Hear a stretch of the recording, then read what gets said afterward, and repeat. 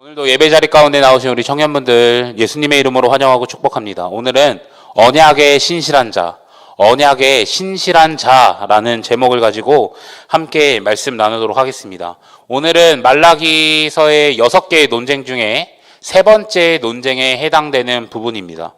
그리고 이혼에 대한 또 결혼에 대한 이미지들을 가지고 또한 하나님께서 우리에게 말씀하시는 부분들이 있다는 것을 생각해 보면 좋을 것 같습니다. 여러분, 하나님과 우리의 관계를 표현하는 대표적인 모습이 있다면 우리가 너무나 잘 알고 있는 이 아버지와 아들의 관계입니다. 하나님은 우리의 부모님이 되시고 우리는 그분의 자녀가 된다는 것, 그 이미지로 사실 성경은 우리에게 많은 것들을 이야기해 주고 있습니다. 그런데 또 하나의 이미지가 있다면 주인과 종에 관한 이야기입니다. 그래서 하나님과의 관계를 표현할 때 나는 주님의 종이고 그분은 우리의 왕이시고 주인 되신다라는 것을 고백하기도 합니다. 그런데 성경에서 여러 가지 이미지가 있지만 또 하나 자주 강조하는 것 중에 하나가 무엇이냐면 혼인관계입니다. 혼인관계. 하나님과 우리의 관계도 혼인관계라고 이야기하고 있다는 것이죠. 그래서 혼인을 한다는 것은 그냥 일반적인 관계를 넘어서는 거잖아요. 특별한 관계로 나아가는 것이잖아요. 그러니까 하나님과 우리는 그런 특별한 관계로 맺어진 언약으로 맺어진 사이다라고 이야기를 하는 것이죠. 그래서 우리가 너무나 잘 알고 있다시피 구약성경 호세아서에서는 이 하나님과 이스라엘 백성의 이 관계를 이 결혼의 관계에 비유하면서 우리의 모습을 또 비난하고 고발하는 영역들을 말해줄 수 있고, 또 신약 성경에 넘어가서도 그리스도는 우리의 신랑 되시고 우리는 신부 되신다는 이미지를 통해 하나님께서 우리에게 말씀을 전해주시는 부분들을 너무나 잘 알고 있습니다. 그러니 하나님과의 관계가 우리는 아버지와 아들, 종과 주인도 있지만 이 신랑과 아내 되는 그런 주님과의 결혼 관계라고 생각해 볼 수도 있다라고 하는 것이죠. 근데 오늘 본문 말씀을 들을 때는 이 결혼의 관계를 염두에 두고 우리가 하나님의 말씀을 들어보면 좋을 것 같습니다. 10절 말씀 보시면 우리는 한 아버지를 가지지 아니하였느냐, 한 아버지께서 지으신 바가 아니냐, 어찌하여 우리 각 사람이 자기 형제에게 거짓을 행하여 우리 조상들의 언약을 욕되게 하느냐라고 이야기하고 있습니다. 여기서 이 우리라는 것은 전 세계를 포괄하는 그런 말이 아니라 이스라엘 공동체를 이야기하는 거예요. 근데 이스라엘 공동체, 이스라엘 전체에게 말하는 것입니다. 우리는 모두 한 아버지를 모신다고 이야기합니다. 그러니까 누구를 모시는 거죠?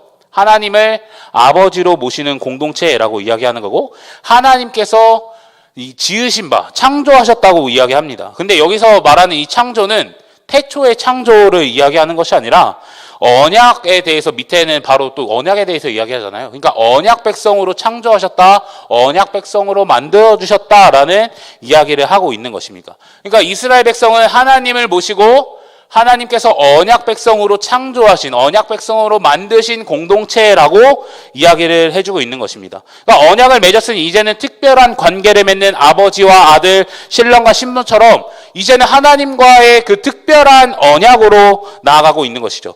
출애굽기 19장 5절 6절 말씀 보시면 이렇게 기록되어 있는데, 나의 말을 듣고 내가 세워준 그 언약을 지켜야 한다고 이야기하고 있습니다. 그러니까 이제 언약을 세웠는데 그 둘 사이에서 그 언약을 지켜야 하고, 그 언약을 지킴을 통해서 거룩한 백성, 거룩한 민족으로 나아간다라고 하는 것입니다. 그러니까 이 언약 백성의 특별한 관계를 맺었는데 이 언약 백성으로서의 삶을 유지하려면 결국 하나님의 말씀을 듣고 또 거룩함으로 살아갈 수 있어야 하는 것을 이야기하고 있습니다. 근데 여러분, 거룩이 뭔가요? 거룩이 무엇입니까? 근데 우리는 그냥 거룩을 그냥 단순히 깨끗한 거라고 우리는 생각할 수 있는데, 거룩은 기본적으로 여러분 구분되는 거예요. 구분되는 거. 그래서 하나님의 말씀을 듣고 지키면서 구별되게 살아가라고 우리에게 이야기해 주는 것입니다.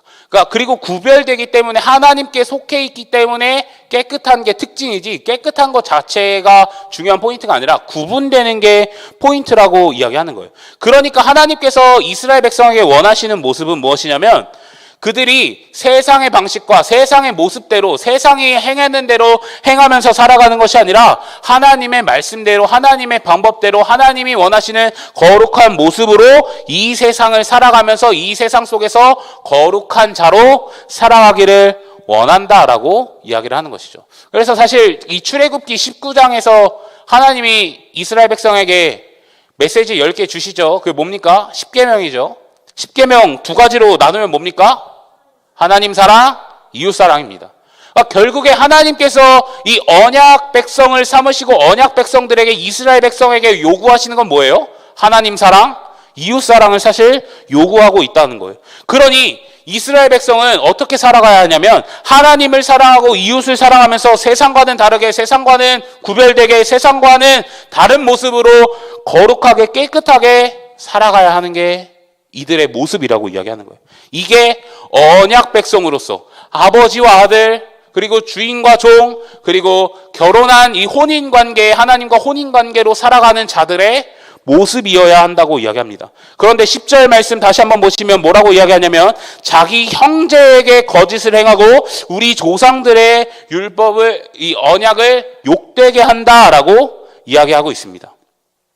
여러분 함께 언약 백성으로 지원받았다면 하나님을 사랑하는 것은 물론이거니와 1차적으로 하나님 사랑하는 것은 물론이거니와 당연히 함께 지어진 함께 하나님의 언약 백성으로 창조되어진 이 이스라엘 공동체도 여러분 어떻게 해야 되는 거죠? 사랑해야 됩니다. 단순히 하나님만 사랑하는 것이 아니라 하나님의 조건은 하나님 사랑, 이웃 사랑이니 함께 지음받았던 지금 내 옆에 있는 그 언약 백성 또한 그에게 사랑하는 것, 내 형제자매를 사랑하는 것도 매우 당연한 일이에요. 그런데 지금 뭐라고 이야기하고 있죠? 형제에게 거짓을 행하고 있습니다. 배신한다는 의미거든요. 배신하고 있는 거예요. 내 형제를 지금 배신하고 있습니다. 내 형제를 지금 등쳐먹고 있는 거예요. 그러니 지금 이웃사랑하고 있습니까? 못하고 있습니까? 못하고 있다는 것을 이야기해요. 그러니까 새 번역에서는 이 말이 배신하다, 개역개정에서는 거짓을 행하다라는 말로 사용되는데 히브리어로 바가드라는 말이거든요. 근데 이 동사는 결혼, 정치, 제사 규정, 사회 현실 같은 일상에서 거짓말을 하며 배반하는 것을 가리킵니다. 그런데 이뿐만 아니라 하나님과의 관계에서 신실하지 못하고 진실하지 못할 때도 이 단어를 동일하게 사용하고 있습니다. 근데 이 단어에서 또 하나 주목할 것은 무엇이냐면 의도성이 있다는 거예요. 의도성이 있어요. 그러니까 그 거짓엔 의도가 있고 배신하는 데는 목적이 있고 하나님 앞에 신실하지 못한 데는 자기가 원하는 무언가가 있기 때문에 하나님을 멀리하고 이웃을 멀리하는 모습이 있다라고 이야기하는 거예요. 근데 저희가 오늘 본문을 7구절 읽었는데 그 7구절 속에서 5번이나 이 바가드라는 단어가 사용됩니다. 그러니까 계속해서 그들이 얼마나 하나님을 배신했고 이웃을 배신했고 등쳐먹었는지를 이야기해주고 있다라고 하는 거예요. 그렇다는 것은 지금 이스라엘 이 백성들은 하나님 앞에서 언약 백성으로서 신실하게 살아가야 되는데 신실하게 살아가고 있지 못합니다. 이웃에게도 어떨까요? 이웃에게도 신실함과 거룩함으로 하나님의 말씀대로 사랑하면서 살아가야 하는데 그렇게 살아가고 있지 못하다라고 하는 거예요. 언약 백성이지만 타이틀은 언약 백성인데 언약 백성답게 살아가지 못하는 것을 이야기하고 있습니까? 그러니까 지금 이 영적인 상태는 어때요? 문제투성이라고 이야기하는 거죠. 그러니 말라기는 우리에게 이 두 가지를 요청하고 있는 거예요. 첫 번째는 무엇이냐? 하나님께 신실하라고 요청하고 있는 거예요. 하나님께 신실해라. 그리고 두 번째로 요청하는 것은 동시에 이웃에게 신실해라 라고 우리에게 이야기하고 있는 것입니다. 근데 오늘 이 두 가지를 초점을 삼아 말씀을 좀 살펴볼 건데 이 두 개의 대답을 저는 오늘 호세아서에서 답변을 좀 이끌어와서 한번 말씀을 드려보려고 합니다. 왜냐하면 오늘 본문은 어쨌든 결혼 이미지 메타를 사용하고 있어요. 근데 똑같이 호세아서는 이 결혼 이미지를 은유를 사용하고 있습니다. 또 한 가지 이 두 개에서의 공통점이 있다면 언약에 관한 거예요. 동시에 호세아서도 언약에 관한 것을 이야기하고 말라기도 언약에 관한 것을 이야기하고 있습니다. 그래서 이 말라기서에 담겨 있는 이 문제를 호세아서로 한번 답변해 보면서 설교를 말씀을 나눠보려고 합니다. 첫 번째, 하나님 앞에 하나님의 언약의 그 신실한 자로 서는 것인데, 여러분 11절 말씀을 보니까 유다 백성은 주를 배신했다고 합니다. 유다 백성은 주를 배신했어요. 그리고 지금 이 유다가 살아가고 있는 그 땅에서 추악하고 더러운 일들이 일어나고 있다고 합니다. 근데 그 문제가 여러분 무엇이냐면, 유다 백성은 주께서 아끼시는 성소를 더럽히고 이방 우상을 섬기는 여자와 결혼했다라고 이야기합니다. 그러니까 성결함을 더럽히고 그 다음에 이방 사람들과 결혼했다고 이야기하고 있어요. 근데 여기서 말하는 저 성결이라는 단어를 우리는 기본적으로 거룩함이라고 생각하고, 그리고 구분됨이라고 생각할 수 있는데, 성소를 이야기할 수도 있고요. 그러니까 성소를 이야기할 수 있고, 동시에 구분된 그 이스라엘 백성 그 자체를 언급할 수 있습니다. 근데 중의적인 의미라고 생각하시면 좋을 것 같아요. 그래서 그들은 성소를 더럽혔고 이방인들과 결혼함으로 자신을 더럽힌 죄를 지었다라고 하는 것이죠. 결국에 여러분, 그들이 이방신들과 결혼했다는, 이방신을 따르는 그 여인들과 결혼했다는 것은 어떤 것을 의미하는 걸까요? 단순히 그냥 그 여인만 취한 게 아니라 사실 그 이방신을 따라갔다는 것입니다. 하나님을 버리고 이방신을 섬기는 모습으로 나아갔다라고 하는 거예요. 그럼 다시 한번 하나님과의 관계를 생각해 봐야죠. 둘이 어떤 관계예요? 결혼 관계로 우리 오늘 생각해 보자고 이야기했습니다. 특별한 관계로 하나님과 언약하고 하나님과 결혼했는데, 여러분 이방신을 따라갑니다. 뭐 한 거죠? 바람핀 거죠. 음행한 겁니다.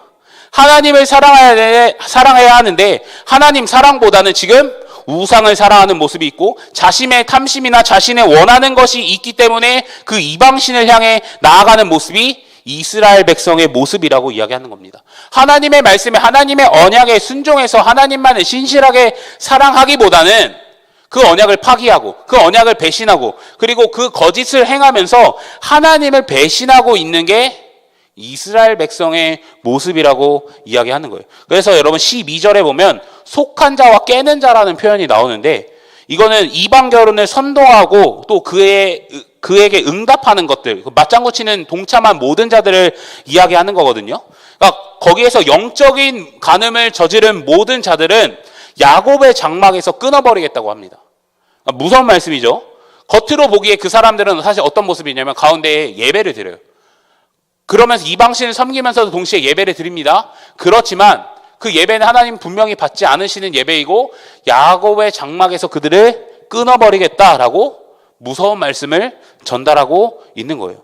그러니까 지금 언약 관계의 언약 백성으로서 하나님만 사랑하고 하나님께만 신실하고 하나님이 말씀하신 대로 세상과는 다르게 거룩하게 살아가야 할 이스라엘 백성들이 우상에, 자신의 탐심에, 자신의 무언가의 시선을 빼앗겼습니다. 그로 인해 언약을 지키기는커녕 세상과는 동일한 모습, 세상의 방식과 세상의 논리와 세상이 진행되는 모습으로 살아가고 있는 모습을 지금 이야기하고 있다라고 하는 거예요. 그러니까 언약을 신실하게 행하지 못하다. 하나님과의 그 언약을 신실하게 행하고 있지 못하다라고 이야기하는 것입니다. 근데 지금 여러분, 우리의 모습은 어떻습니까? 지금 이 이스라엘 백성의 모습과 우리의 모습이 혹시 별반 차이가 없지 않습니까? 지금 우리도 예수님을 믿고 이제 구원받고 특별한 언약 관계에 있는 그 하나님과의 백성이고, 우리도 결혼한 관계인데, 나는 그 하나님께서 말씀하신 언약, 쉽게 말하면 하나님 사랑하고 이웃 사랑하는 그 언약, 하나님 사랑만 먼저 이야기해 볼게요. 온전히 하나님만을 사랑하고 있나? 다시 한번 돌아보아야 할 필요가 있습니다. 아니면 세상과 거룩하게 하나님의 말씀대로 내가 그 세상 속에서 신실하게 살아가고 있나? 우리는 돌아볼 필요가 있다라고 하는 거예요. 아니면 세상의 모습과 동일하게 나의 만족과 유익과 나의 필요를 따라서 살아가고 있지 않나요? 우상을 향해, 이방신을 향해 우리가 나아가고 있지 않나요? 근데 우리는 그런 우리의 모습, 내가 하나님 앞에 신실한 자인가? 그 언약에 신실한 자인가? 돌아볼 필요가 있다라고 하는 거예요. 근데 여러분, 우리는 그런 고민을 한번 해볼 필요 있어요. 왜 지금 이스라엘 사람들이, 왜 포로에서 돌아온 이 이스라엘 사람들이 왜 이방 여인을 찾을까? 그리고 의도적 배신이라고 제가 아까 이야기했는데, 그들은 왜 그들을 하나님을 버리고 이방신을 따라갔을까? 왜 우상을 따라갔을까? 우리는 고민해 볼 필요가 있습니다. 근데 그 이유가 뭐냐면, 계속해서 제가 앞전에도 이 배경을 몇 번 말씀드렸는데, 그들은 가난해요. 지금 돈이 없어요. 자신의 삶에 평안함이 없어요. 적당히 살아가려면 돈이 있어야 되잖아요. 어느 정도 안정을 누리려면 물질이 받쳐줘야 되잖아요. 그 안에서 평강을 누리고 싶다면 어느 정도의 경제력이 뒷받침되는 게 우리의 일상에서 당연한 거잖아요. 그런데 돈이 없어요. 물질이 없습니다. 여전히 가난합니다. 그래서 그들과 결혼하고 여러분 이방신을 쫓는 것을 통해 자신의 경제 활동을 좀 더 넓힐 수 있고 관계를 넓힐 수 있고 그 신을 통해 얻어지는 그 부산물들을 얻을 수 있는 거예요. 그러니까 그것들을 통해서 뭘 하는 거죠? 경제적 안정을 누리고 싶고 나의 필요와 나의 물질과 나의 재정 같은 것들을 그러니까 나의 만족과 유익들을 채우고 싶다라고 이야기하는 거예요. 그래서 그 신을 섬김으로 말미암아 이방 신들을 섬김으로 말미암아 새로운 풍요를 그들은 기대하고 있는 거예요. 그러니 하나님을 배신하고 떠나갑니다. 하나님께 냉소적이라고 했죠. 왜냐하면 학계나 막 이렇게 하면 성전 지으면 너네 다시 다 금은보화가 다 들어올 거야 막 이렇게 얘기했는데 하나도 이루어지지 않았습니다. 가난합니다. 여전히 힘들어요. 그러니 하나님을 배신합니다. 하나님을 떠납니다. 돈 주는 대로. 내 만족을 누릴 수 있는 대로. 내 필요가 채워지는 곳으로 지금 나아가고 있는 거예요. 그러니 언약 관계로서 하나님을 사랑하고 그분의 말씀대로 구별되면서 살아가는 것이 아니라 이제는 세상의 방식대로 물질과 풍요를 자신의 안정을 누릴 수 있는 곳으로 나아가고 있는 거예요. 이스라엘 백성의 모습은 그런 모습입니다. 자신의 안정, 필요를 채울 수 있는 곳으로 나아가고 있는 거예요. 여러분 다시 한번 고민해 봅시다. 우리가 하나님과 언약 맺은 자로 살아가는데 하나님만 바라고 하나님만 사랑하면서 살아가는 삶인데 나는 혹여나 물질 때문에 하나님을 저버리고 혹여나 물질 때문에 언약을 배신하고 혹여나 물질 때문에 하나님을 뭔가 조금 등한시하고 아니면 하나님 외에 다른 것을 찾고 있진 않는지 다시 한번 돌아볼 필요가 있다라고 하는 거예요. 그럼 여러분 우리가 이 물질을 넘어서 어쨌든 우리의 안정과 만족과 유익을 넘어서 하나님 앞에서 언약의 신실한 자가 되기 위해서 오직 그분만 바라보고 오직 그분만 사랑하는 자가 되기 위해서 우리에게 필요한 것은 무엇일까요? 뭐 회개나 이런 것들을 당연히 이야기할 수 있겠지만 조금 더 구체적으로 제시하고 싶은 것은 하나님을 아는 것입니다. 하나님을 아는 것이에요. 근데 여러분 하나님을 아는 것은 호세아서에서 너무나 중요한 주제, 메인 주제거든요. 근데 어떤 하나님을 알아야 하냐? 오늘 같은 상황에서는 모든 것을 채우시는 하나님이라는 것을 이스라엘 백성들은 알아야 한다는 거예요. 호세아 1장에서 3절은 여러분 호세아와 고멜의 이야기를 중점으로 다루고 있거든요. 근데 거기서 이런 말을 합니다. 호세아서 2장 5절 말씀인데요. PPT 한번 보여주시면 이런 말을 합니다. 그는 자랑하기를 나는 나의 정부들을 따라가겠다. 그들이 나에게 먹을 것과 마실 것을 대고 내가 입을 털옷과 모시옷과 내가 쓸 기름과 내가 마실 술을 댄다 하는구나. 그렇다. 그들의 어머니가 음행을 하였다. 그들을 배웠던 여인이 부끄러운 일을 저질렀다라고 이야기합니다. 여러분 지금 이 고멜이 말하는 거거든요. 고멜이 정부들, 그러니까 위에 보면 사랑하는 자라고 표현하는데 자기가 사랑하는 자에게 지금 나아가고 있어요. 쉽게 말해서 이스라엘로 따지면 바알과 우상신과 이방신들에게 나아가고 있는 겁니다. 근데 왜 고멜이 지금 그들에게 나아가냐면 그들은 나에게 먹을 것과 마실 것과 내가 입을 것과 양털과 모시옷과 내가 쓸 기름과 술을 대준다고 생각하는 거예요. 거기에 가면 내 필요를 채울 수 있어. 거기에 가면 내 만족을 채울 수 있어. 거기에 가면 내가 원하는 것, 내가 누리고 싶은 것들을 거기 가면 다 채울 수 있어. 이렇게 나아가는 모습이 고멜의 모습이라고 하는 거예요.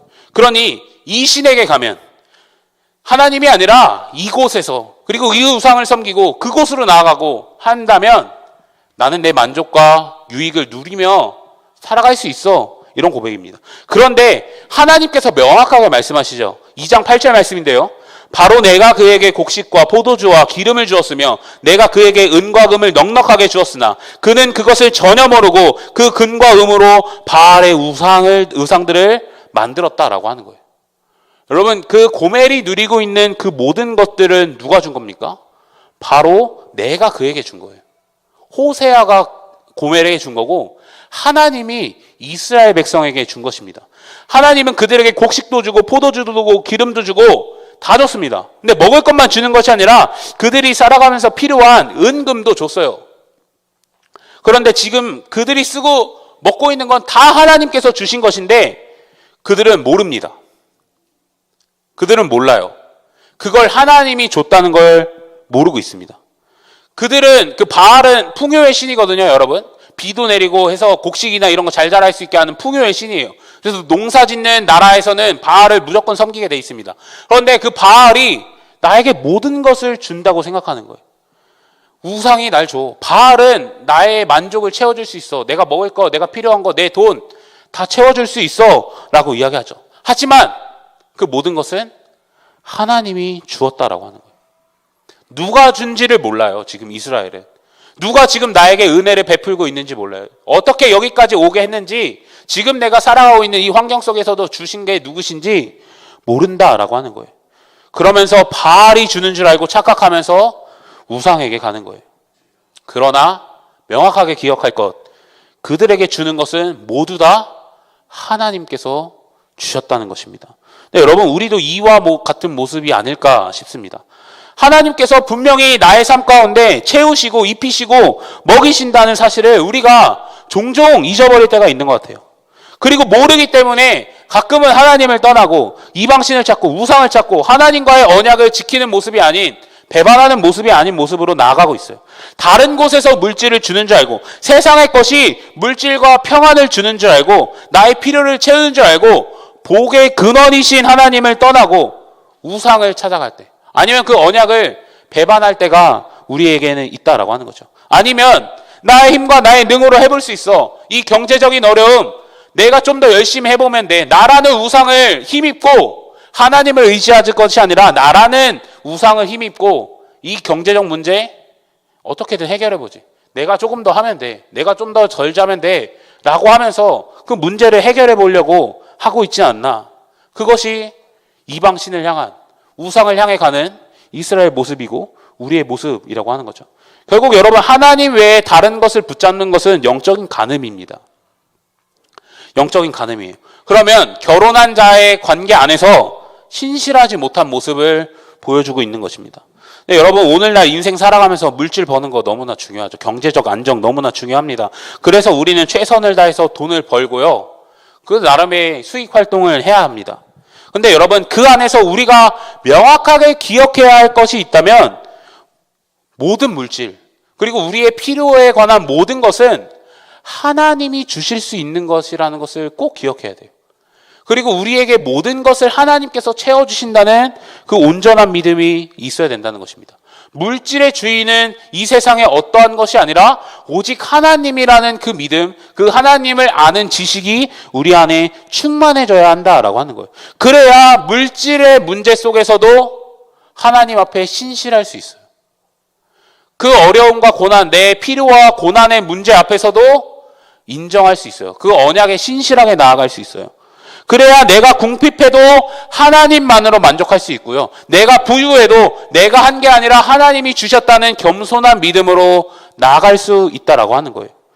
그래야 여러분, 하나님이 모든 것을 주실 수 있는 전능하신 하나님이라는 온전한 믿음과 신뢰가 있어야 신실하게 나아갈 수 있는 것입니다.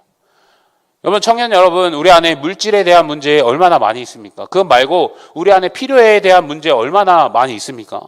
그런데 그것들을 하나님이 주실 수 있다는 그 믿음으로 이 세상을 살아가야 된다고 이야기하고 있는 거예요. 그래서 세상의 방식은, 야, 거기 가면 돈 얻을 수 있고 거기 가서 뭐 할 수 있다고 이야기하지만, 하나님이 원하시는 건 결국에 내 안에 붙어 있어라라고 이야기하는 거예요. 그 언약을 신실하게 기억하면서 하나님의 사랑을 기대하는 것입니다. 그래서 여러분, 이 물질 때문에 언약적 신실함을 놓치고 하나님을 배신하는 삶이 아니라, 물질의 주인은 오직 하나님임을 여러분들 믿음으로 인정하시면서 그분만을 신뢰하고 바라면서 그분만을 따르며 살아갈 수 있는 우리 청년분들 되기를 예수님의 이름으로 간절히 축복합니다. 두 번째는 이웃과의 관계의 문제잖아요. 그러니까 하나님과의 관계에 실패했는데 이웃에게는 당연히 설 수 없었겠죠. 그래서 그 관계에서 실패했는데, 그렇다는 것은 이웃과의 관계에서도 실패했다는 것은, 그러니까 내 가장 가까운 이웃에게도 사실 실패했다는 것을 드러내는 거거든요. 근데 오늘 본문은 가정에 대한 이야기를 하잖아요. 그래서 나의 가장 가까운 이웃, 아내에게 그 이야기, 아내를 통해 그 이야기를 설명해 주고 있어요. 근데 13절 말씀 보시면 하나님께서 두 번째 잘못을 언급하세요. 그들에게 두 번째 잘못. 근데 눈물과 울음과 탄식으로 여호와의 제단을 가린다고 이야기합니다. 그러면서 하나님은 이런 예배 안 받으신다고 이야기를 하시죠. 근데 이 눈물이나 은혜는 여러분 보통은 참된 회개, 간절한 회개의 모습을 우리가 막 옷을 찢고 막 눈물 흘리고 이런 모습으로 이야기하는데 여기서는 그냥 외적인 모습이에요. 겉으로만 눈물 흘리고 악어의 눈물 같은 거죠. 그냥 겉으로만 눈물 흘리고 적당한 회개, 그냥 중심 없는 회개하고 약간 이런 모습입니다. 근데 왜 그들이 그런 형식적인 모습으로 나아갔냐면 14절의 말씀에 이들이 대답하는 걸 보면 알았어요. 왜 이런 일이 돼요? 하나님 왜 예배 안 받아주세요? 왜요? 왜 안 받아주세요? 라고 물어보고 있는데 하나님의 말씀은 어려서 맞이한 아내에게 거짓을 행했다는 것입니다. 그러니까 너 아내에게 거짓을 행했다는 거예요. 근데 여러분 이 말라기 시대에 어떤 문제가 있었냐면 그 에스라 느헤미야 시대 때도 있었던 일입니다. 이스라엘 남성들이 자기 아내와 이혼을 하는 거예요. 근데 이혼할 수 있잖아요. 그렇죠? 이혼할 수 있는데 그 뭐 합당한 이유가 있어서 이혼하는 게 아니라 실증 나서 이혼합니다. 실증 나서 이혼하고 내가 이방 여자에게 가기 위해 이 여자를 그냥 처리하고 그냥 나가는 거예요. 그러니 합당한 이유가 결코 아니죠. 합당한 이유가 결코 아닙니다. 그러니까 자기 중심적인 이유와 목적으로 아내를 이혼하고 아내를 내보내는 모습을 보여주고 있어요. 여러분 결혼했다는 건 어떤 의미입니까? 결국에 그 사람을 책임지고 그 사람과 특별한 언약 속에서 그 사람만 사랑하고 또 의지적으로 책임지고 뭐 결단하고 이 모든 것들을 언약하는 거잖아요. 그리고 그 결혼의 언약의 증인이 당연히 이 하객들이 될 수도 있지만 기독교인들은 하나님이 언약의 이 증인이시잖아요. 그러니까 하나님 앞에서 우리는 서약하는데 하나님 앞에서 언약했지만 배신하는 거예요. 내보내는 거예요. 14절에 말라기 선지자가 아내를 이렇게 표현하죠. 그는 내 짝이라고 이야기합니다.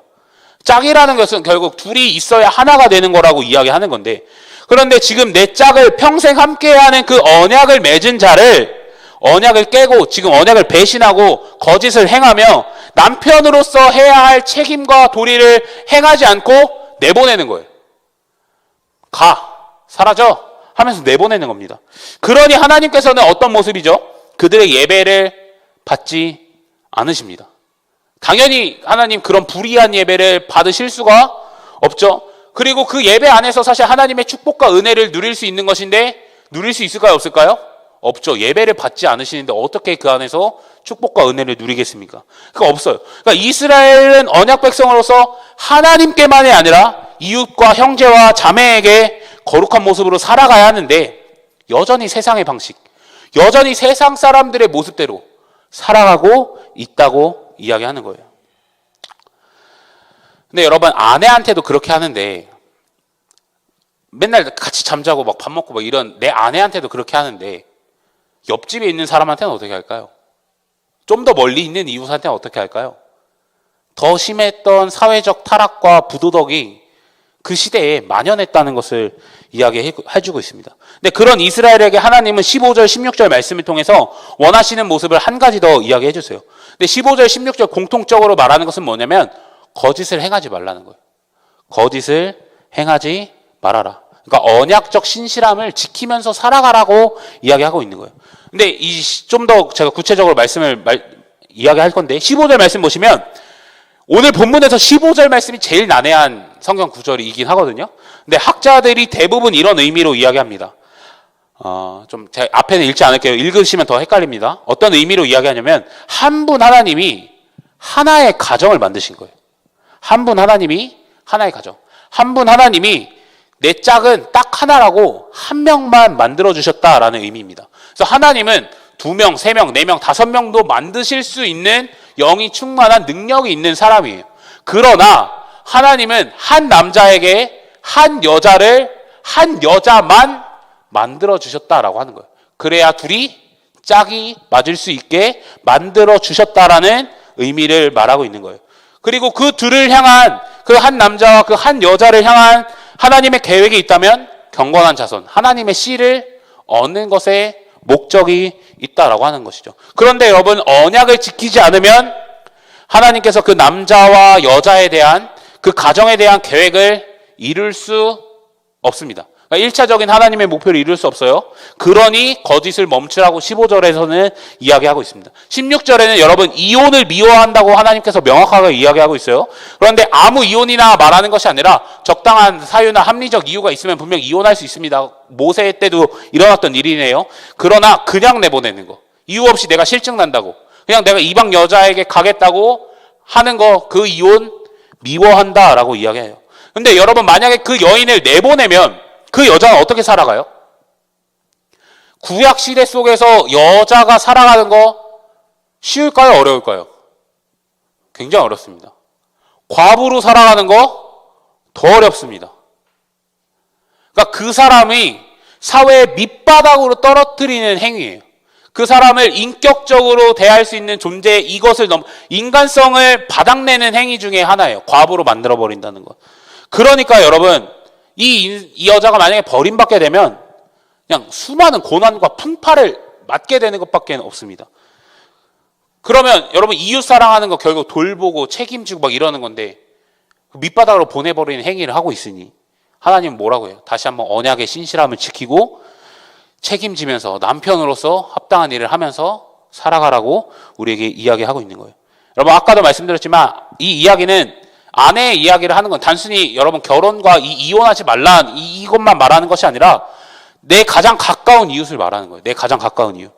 이야기를 좀 더 확대해서 하면은 가정의 아내뿐만이 아니라요. 한 하나님을 모시고 살아가는 우리 모든 형제 자매들을 대하는 태도와 모습에 대해서 이야기하고 있는 거예요. 우리 모두가 한 아버지를 믿고 그 안에서 창조된 언약 백성이라면 하나님을 살아가는 동시에 이웃을 사랑하면서 나아가야 하는 것을 이야기하고 있습니다. 그러면 내가 이 형제에게, 내가 이 자매에게 해야 할 책임을 마땅히 해야 한다고 이야기해요. 돌봐줘야 될 때는 돌봐줘야 되고, 격려해줘야 될 때는 격려해줘야 돼요. 함께 울어줘야 할 때, 함께 웃어줘야 할 때는 울어주고 웃어줄 수 있는 그런 관계로 나아갈 수 있어야 된다라고 하는 거예요. 그렇게 될 때에 하나님은 우리의 예배를 받으실까요? 안 받으실까요? 그때야 받으시는 거예요. 근데 여러분 하나님이 원하시는 예배의 모습이 있다면 삶이 뒷받침되는 예배거든요. 종교적으로 완성된 것만 하나님이 받으시는 것이 아니라 그 예배에 우리의 삶이 더해질 때 하나님은 우리의 예배를 받으십니다. 여러분 우리가 너무나 잘 알고 있는 이 호세아 말씀 있죠. 호세아 6장 6절 말씀인데요. 이렇게 기록하고 있습니다. 나는 인애를 원하고 제사를 원하지 아니하며 번제보다 하나님 아는 것을 원한다고 기록하고 있습니다. 하나님께서 제사보다 더 원하는 게 있다면 인애예요. 헤세드라는 단어이거든요. 근데 이 단어를 한세대학교 구학학 교수님인 차준희 교수님께서는 이 헤세드를 도리라고 표현합니다. 도리. 그러니까 사람과 사람 사이에 마땅히 행해야 할 도리 이런 것처럼. 그러니까 그럼 사람과 사람 사이에 부모와 자식 간에 아내와 남편 사이에 그리고 하나님과 이 백성 사이에 마땅히 해야 할 도리. 그러니까 내가 해야 할 일을 책임지면서 하는 모습을 이야기하는 그 도리를 이야기하는 거예요. 그러니까 마땅히 행해야 할 것은 행해라 이거예요. 우리의 삶에서 행동하라 이겁니다. 그러면 여러분 남편은 이 아내와 특별한 언약을 맺었고 그 아내를 책임지고 사랑하고 또한 하나님의 씨를 얻는 것을 통해 마땅히 해야 하는 것이 헤세드에 관련된 이야기예요. 형제 자매라면 서로 돌보고 챙겨주고 격려할 거 격려해주고 하는 것이 서로가 마땅히 해야 할 헤세드라고 이야기해주고 있는 것입니다. 그리고 내가 이웃을 학대하거나 괴롭히거나 하나님 사랑이 없는 것처럼 차갑게 냉소적으로 대하고 뭔가 정의와 공의를 없애버리는, 그러니까 그렇게 무도덕한 모습으로 형제 자매를 대하는 것이 아니라 그 모든 것을 지키고 공의와 정의로 그 사람을 대하고 사랑으로 대하는 모습이 헤세드. 구약학 교수님의 말로는 도리라는 의미로 표현하는 거예요. 근데 제 개인적으로 이 헤세드라는 것은 도리는 의무가 있는 거잖아요. 의무를 넘어서는 거라고 생각하거든요. 좀 더 강력한 단어라고 생각해요. 요새 그 셀라이프로 말씀 묵상을 하시는 분들이 계시다면 요새는 룻기 본문을 묵상하고 있는데 룻기에서도 여러분 원어를 안 봐서 모르시겠지만 제일 중요한 게 뭐냐면 헤세드예요. 헤세드. 보아스가 룻에게 하는 모습이 뭘까요? 헤세드입니다. 그런데 그 헤세드의 모습은 뭐냐면 해야 할 만큼 하는 게 아니라 적당한 선, 그러니까 내가 가지고 있는 이 기준선 아니면 율법이 가지고 있는 기준선의 적정선만 헤세드를 해나가는 것이 아니라 이 적정선을 넘어서는 율법의 기준을 넘어서는 헤세드를 이야기해주고 있는 거예요. 그러니까 내가 하지 않아도 될 일을 섬겨주는 게 헤세드입니다. 그래서 보아스 사실 룻을 그렇게 케어할 필요가 없거든요. 그렇게 해줄 필요가 없거든요. 그런데도 보아스는 룻에게 그렇게 하고 있는 거예요. 자신의 율법의 기준을 넘어서 내가 해야 할 도리를 넘어서 사랑을 베풀고 이웃을 섬기고 있는 모습이 헤세드라고 하는 거예요. 그래서 여러분 하나님께서는 하나님과 나와의 관계에서 하나님과의 관계에서 쓰일 땐 사랑이거든요. 사랑을 원하시고요.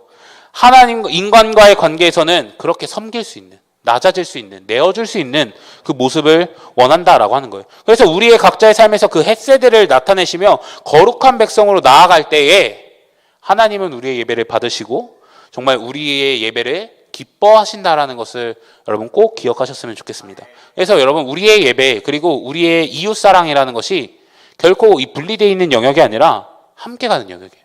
함께 가는 영역. 그래서 이웃을 향한 여러분 언약적 신실함으로 온전한 예배를 드릴 수 있는 우리 청년 공동체 되기를 예수님의 이름으로 간절히 부탁드립니다. 여러분 설교 마무리할게요. 여러분 우리는 한 분 하나님을 모신다는 걸 기억해야 돼요. 그리고 그분 안에서 함께 공동체로 창조되었다는 것을 기억해야 합니다. 그래서 이 언약을 가볍게 여기고 배신하는 자가 아니라 언약을 신실하게 이행할 수 있는 자가 되기를 예수님의 이름으로 간절히 부탁드립니다. 그래서 하나님과의 관계 안에서 다른 것 바라보지 않고 주님만 바라보는 게 여러분 하나님 사랑이잖아요. 하나님 사랑할 수 있는 우리가 되었으면 좋겠습니다. 더 나아가 이웃과의 관계에서도 타인을 여러분 함부로 여기는 것이 아니라 타인에게 여러분 냉소적으로 대하는 것이 아니라 아니면 그냥 우리 말로는 공동체로 하지만 전혀 관심 없을 때 너무 많이 있잖아요. 그런 모습이 아니라 헤세드. 내가 해야 할 선을 넘어서 더 내어주고 내가 해야 할 선을 넘어서 조금 더 보여줄 수 있는 그 사랑을 나타낼 수 있는 우리 청년 공동체 되기를 간절히 부탁드립니다. 그래서 어떤 상황 속에서든지 여러분 언약의 신실한 자로 하나님 사랑, 이웃 사랑, 그 하나님과 특별한 관계 안에 그 언약의 신실한 자로 살아가기를 예수님의 이름으로 간절히 축복합니다. 함께 찬양하며 나아가도록 하겠습니다.